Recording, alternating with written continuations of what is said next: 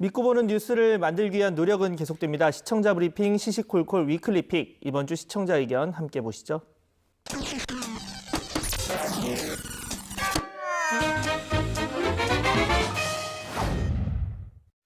다음 달부터 백신 접종이 시작될 예정인데 정작 국민들은 당장 맞을 생각이 없는 것으로 나타났습니다. 그동안 야당과 보수 언론이 늦었다, 양이 부족하다라며 여론을 호도한 것에 대해 비판이 일고 있습니다. 국민 67.7%는 좀 더 지켜보다가 맞겠다라는 입장을 전한 기사입니다. 빨리 맞겠다라는 의견은 28.6%에 불과하다는 것인데요. 그렇게 백신 갖고 욕을 해대더니 왜 안 맞아? 왜 백신 확보하지 않냐고 할 땐 언제고 다른 이들이 맞는 거 봐서 한다. 이건 무슨 심보야? 특히 백신을 여론몰이에 이용한 야당과 보수 언론을 꾸짖습니다. 국민의힘 국회의원들은 모두 맞아야 한다. 조중동 기레기들 어디 갔어? 조사 결과와 이 같은 댓글 동향대로라면 문제는 심각해집니다.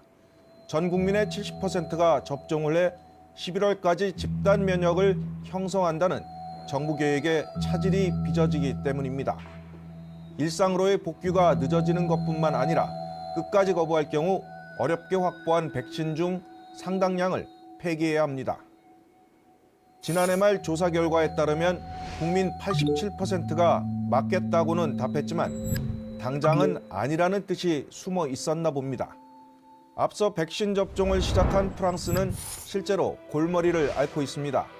백신 접종 책임자가 화이자 백신에 대해 여러 가지 의문을 제기하면서 프랑스 국민이 접종을 거부하고 있습니다. 특히 일부 국가에서 백신을 맞고 사망하는 사람들이 속출하면서 공포감도 확산하고 있습니다. 왜 이렇게 늦나? 양이 부족하다는 더 이상 화두가 아닙니다. 이제부터는 백신이 들어오면 회피하지 않고 제때에 맞도록 독려하는 것이 정치권과 언론의 역할이 돼야 할 것입니다.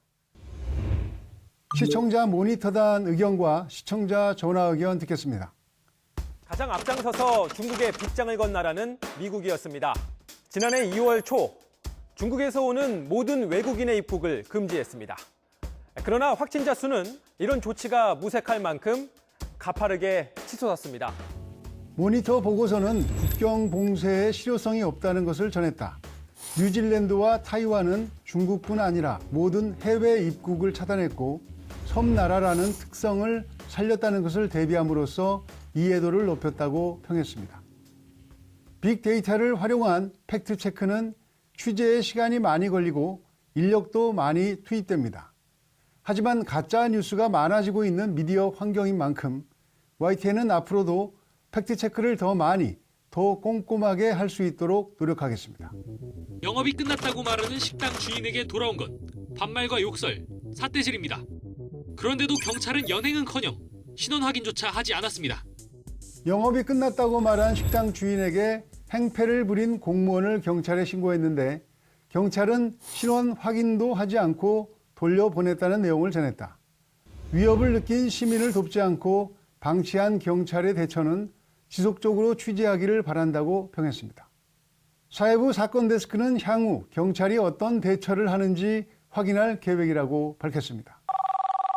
피해본 사람들은 아무것도 지원도 없이 지금 이러고 있는데 좀 재난지원금을 주는 방법 좀 연구하고 좀 토론 좀 해주세요.